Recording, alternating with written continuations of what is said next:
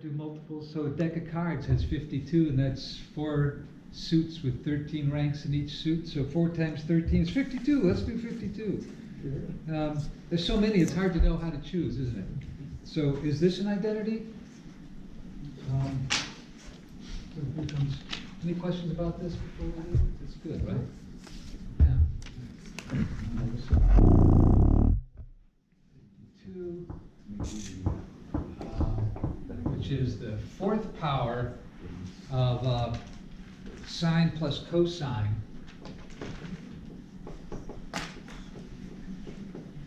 Apparently that's always the same, or we want to prove this, that it's always the same as the square of 1 plus twice sine x cosine x.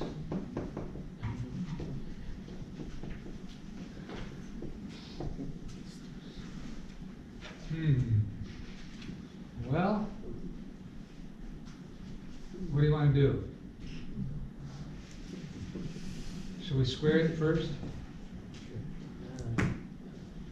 Yeah, I mean, we could go for the 4th power all at once, but I think that would be a mistake. Would Too it much be at once, right? simple to square root this? Take the square roots of the 2 sides? Well, the problem with the square root operation is that it's not 1-to-1, right? There are 2 square roots in general, Oh, gotcha. and so we're going to lose that information unless, and then things would get complicated, right? Right, so in general there are 2 square roots, and so, yeah. But yeah, I take your point that if these things are equal, then their positive square roots should be equal, right? Yeah, well, let's keep that thought in mind. So we'll first square this thing, right? So I'm going to say this is the square of the square.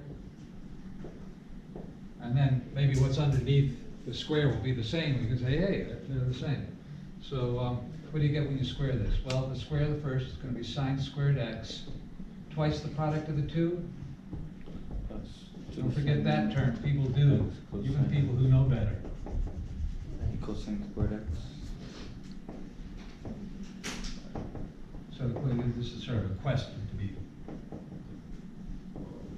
verified or not.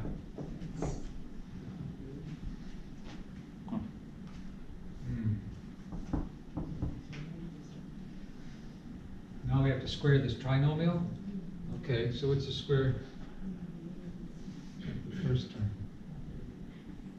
1. What? Square. Yeah, well, the square of the square, that'd be sine to the 4th. Okay, here we go. So squaring a trinomial, not so easy, but we can do it. Sine to the 4th. X. Then twice the product of these 2. So that's plus 4 times You got sine x.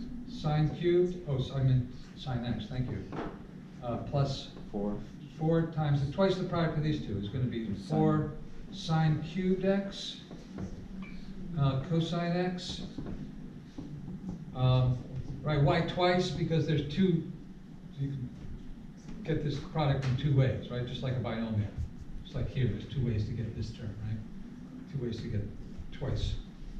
And so, so then the square of this is 4 sine squared x cosine squared x.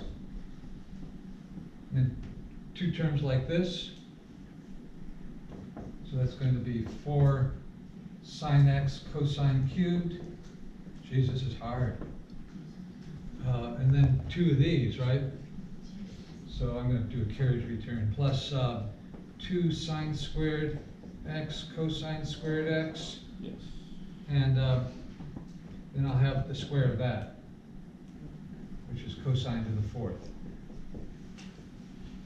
And that's it. Right? So I don't really need parentheses anymore because I'm not doing. So then if I square out the right side, what do I get?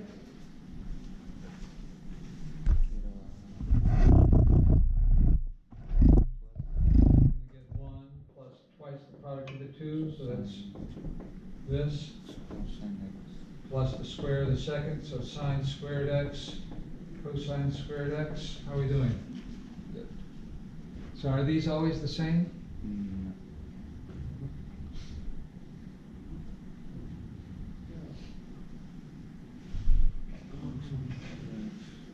Yeah.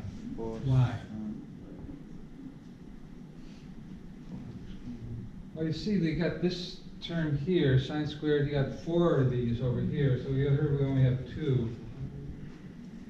Oh, we got another one here. Oh, crap.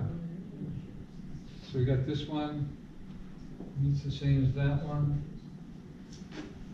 We got these weird terms with, no, it's not obvious to me that they're the same. I'm just asking, does the sine to the fourth x plus cosine to the fourth x equal? This plus this, you mean? The Yeah, cosine? what does that do anything special? Well, we know sine squared plus cosine squared is special, isn't it? Yeah, Yeah. that equals one, Can it be so does one? that equal it? No, Does that do anything special? although you said something very important. Did you notice my significant pause before I squared this out? People, students especially, they're special people. They want to square things out. Oh, because the sine squared x plus cosine, that's 1. Yeah, we have that here, right? It's right there. Yeah. Plus 2. It's So already yeah, you there. need to have your, what do you call that, PADAR? Solution. For Pythagoras' identity? Right, so you didn't have to. Your do this. your Pythagoras radar needs to be turned on. So, So it equals it second. yeah, so we didn't need to do all this. Although people will, because this is, you know how to multiply, right? So that's what you want to do. But no, look for that pattern, right? We've got sine squared plus cosine squared, and we're done. Right, so we didn't need to do all that. So, I mean, this plus that is 1. So this is 1 plus 2 sine x cosine x squared equals 1 plus 2 sine x. Same thing, exactly, right? So that's obvious now, right? So while we're working through all these, I've noticed that a lot of the time you're in the exams, whether you create them or whoever, it's been throwing a lot of powers that don't match on each side of the equation. Should we just always look for that particular piece and break it out Powers like we that did? don't match? Yeah, like for the right side, you have the power of 2, and the left side is power of 4. I've noticed even on the last exam, we had situations like that too as well.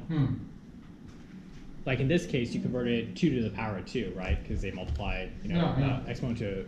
I've noticed that on the last couple of exams. By the way, I'm sorry about the exam. I'm not done with it yet, so. I know, it's like a record length of time. What can I say? Tuesday for sure.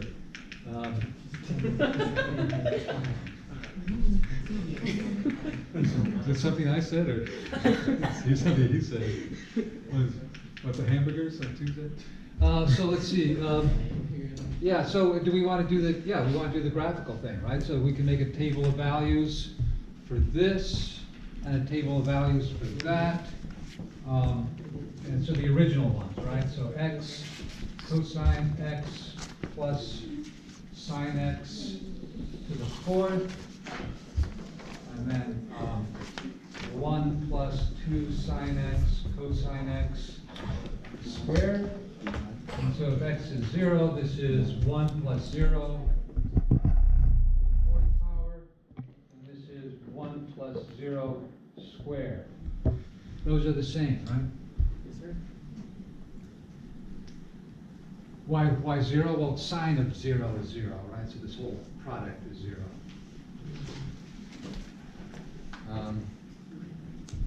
So pi over 6 is the next. We're going to have plus or minus, because either way. So what's the cosine of pi over 6? Well, you look it up on our table there. We see root 3 over 2. And this is 1/2. So that's to the 4th power. Oh, sine plus or minus, right? For the sine. So we're going to get a different value if we add than if we subtract. Over here, we're going to have 1. Again, this is going to be odd, so it'll be plus or minus depending whether pi over 6 is plus or minus, right? Sine of pi over 6 is 1/2, so that's going to be 2 times 1/2. Those cancel out, or negative 1/2. And cosine of pi over 6 is root 3 over 2. Oh. Well, those look quite different, don't they? How do we verify those are the same?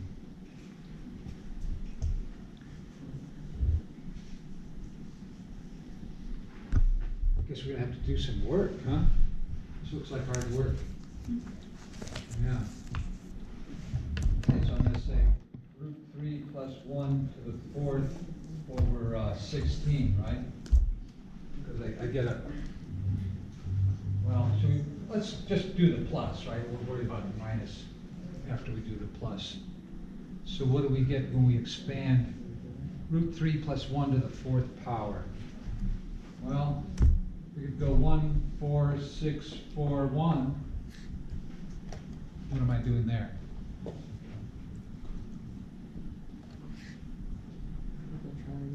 Pascal's triangle, you recognize that, right?